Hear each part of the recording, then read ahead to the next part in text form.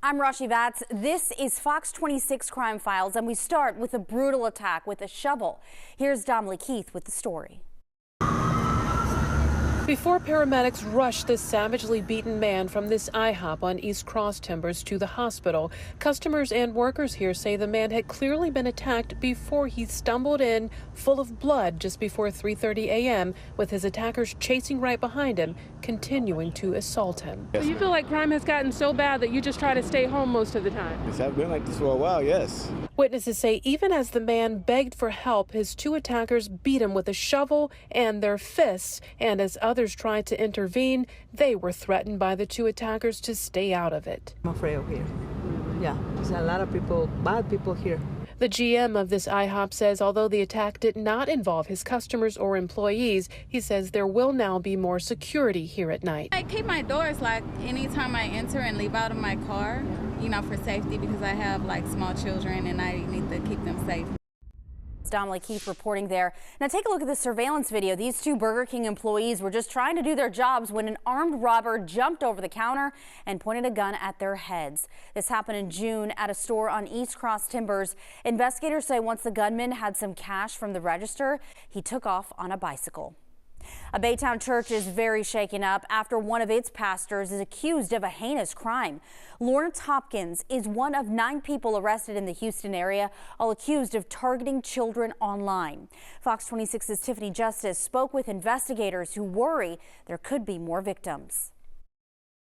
Offenders that want to harm kids can find ways to do it. And so don't assume that because an application is mainstream that it's safe. An associate pastor at Rolling Brook Fellowship in Baytown has been fired and charged with online solicitation of a minor, a second-degree felony offense. Lawrence C. Hopkins was arrested by the Montgomery County Sheriff's Office on June 23rd. We spoke with the DA's office, Chief Special Victims Division. They say Hopkins has worked at various churches throughout the state. I can tell you that we determined through the course of our investigation that Mr. Hopkins may have worked as a youth pastor in towns including Midlothian, Texas, College Station, Texas, and Baytown, Texas. And given the nature of his offense and his potential access to children, we are just asking the public if they have any information or concerns to reach out to the Montgomery County Precinct 3 Constable's Office. Church officials say they have informed the church as a whole, releasing a statement Thursday saying Dr. Hopkins' actions oppose the message of the gospel and have caused immense pain to both his immediate family and his church family. We humbly ask for your prayers. Unfortunately, there are people who are using the internet in order to access our children and try to harm our children. So what can parents do and what are the red flags? Shanna says have those conversations with your children. Be aware of what they are doing on their devices, supervise their access, and make sure their access is age appropriate. If you see your child becoming increasingly attached to their device and increasingly secretive about what they're doing on their device, if they're not wanting you to see the content of their communications, if they're wanting to communicate more from their room. Was Tiffany Justice reporting. Well, the week ended with a mother's arrest on a previous DUI warrant, but this came days after police say her 1-year-old was found wandering alone. Fox 26's Matthew Seedorf looks at the 2-day search for answers. A 12-month-old baby found Tuesday outside this apartment complex off Willcrest Road in southwest Houston. Sources telling us the young boy was discovered alone, crying, wearing only a diaper, his head stuck in an iron fence. Should no baby be left in the heat? Should no baby be hungry, starving, no nothing? Takoya Robinson says her kids would play with the young boy. He has the biggest button eyes, his cutest hair, he's so chocolate, his face is just a pie face. Takoya remembers seeing the toddler's mother Tuesday before she knew the boy had been abandoned. She was walking up and down the street and she was sweaty. She was drenched in sweat and she had a bag of ice in her hand and a pink jug of juice in her other hand, and she was scared. Do you know why the child was left there? No, I don't. I don't know. Houston police finding the baby next to a stroller. The young boy taken to a hospital with minor injuries. We don't have any evidence that the injuries are inflicted on the child. These are injuries that just came with the child being alone. The 12-month-old taken in by CPS, now in a foster home. Authorities aren't sure who or why someone abandoned the boy at this apartment, but neither parent lived there. So far, police haven't been able to speak with the baby's mother. Well, it was 24 hours before, we put it out to the media, and still there was no contact from the mom. And 48 hours later, still no contact from the mom. And that's unusual? That's unusual. Matthew Seedorf reporting there for us. Now, there is a $25,000 reward for any information in this drive-by shooting that left a 5-year-old girl dead. Fox 26's Gabby Hart has more. My daughter was 5 and she was shot in her face. Shot in her face. She wasn't just killed. She was brutally murdered. Christina Waters is grieving the loss of her 5-year-old daughter, Kamaya Dior Donaldson. She was shot and killed around 1 o'clock Sunday morning. I just want to wake up. I just want to wake up. Waters says after working a late night shift, she picked her kids up from daycare and drove them to get ice cream before heading home. She came to a stop sign on North Burrell Drive in the Greens Point area. That's when a silver 4-door car approached the intersection and started shooting toward a food store. And I just want to paint my baby's nails. I just want my baby home with me. And my baby sitting in the hospital by herself. After the gunfire stopped, Waters realized her 8-year-old son had been shot in the arm. Her 5-year-old daughter was also shot and died on the way to the hospital in her brother's arms. My baby was gone before they even had a chance to save her. And there's so many people that were at that store and so many people that will not come forward. Tonight, Waters asking anyone who knows something to do what's right and speak up. It's just sad that it takes money for anyone to come forward. That could have been you. That could have been your child.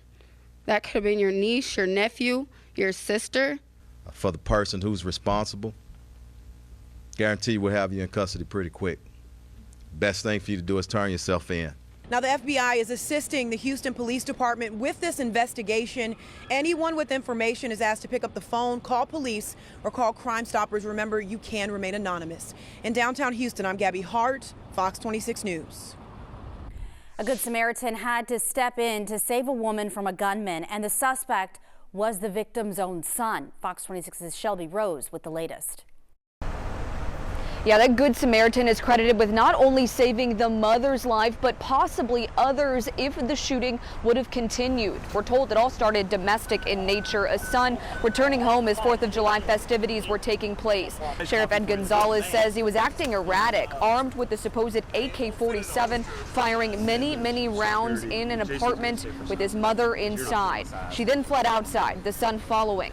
This time with a pistol. He began to shoot his mother multiple times point blank, and that's when that Good Samaritan wielding his own gun fired back, killing the son and saving the mother's life. At that point, the son stood over the mom and began firing multiple gunshots to the mom.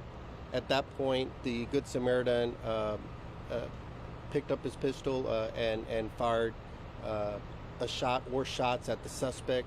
And that mother was taken to a nearby hospital where she underwent surgery and is expected to survive.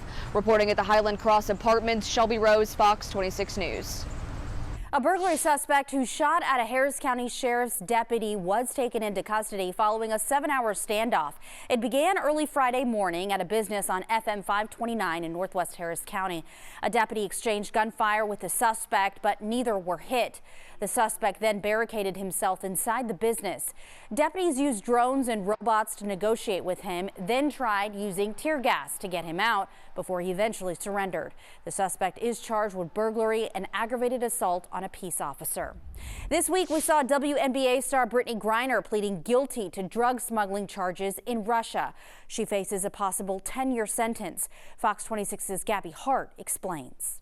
I would like to plead guilty on the charges. After a major push to bring WNBA star Brittany Griner home, she pled guilty to drug charges in a Russian court Thursday morning. If I were going to be arrested for a crime, whether guilty or innocent, I'd much rather have it be in the U.S. than in Russia, that's for sure. Dallas-based attorney Chad Ruback is well-versed in international law. He says there could be a couple of key reasons why she entered that plea. There are not a whole heck of a lot of criminal defendants in the Russian criminal justice system who were acquitted, and she might have figured, well, they will go easier on her in sentencing. It's also possible that she was coerced into pleading guilty. It's possible that maybe she was promised some more favorable treatment in the prison system. Russian officials detained Griner back in February after finding 2 CBD cartridges in her luggage as she traveled through a Russian airport. In court, Griner admitted the CBD pens belonged to her, but she said she packed in a hurry and didn't intend to bring them with her. Drug possession charges in Russia carry a maximum sentence of 10 years. Anytime a criminal defendant chooses to plead guilty without a plea agreement firmly in place, there's a gamble involved. President Biden spoke with Griner's wife over the phone yesterday. He assured her that he's doing all he can to bring Griner home. Rubick says she may have entered the guilty plea in hopes that those negotiations will start sooner. Russian officials have indicated they won't discuss a prisoner swap, swapping a Russian prisoner here in the U.S. for Ms. Griner, until the legal proceedings have already concluded. That was Gabby Hart reporting there. And that is this week's Fox 26 Crime Files.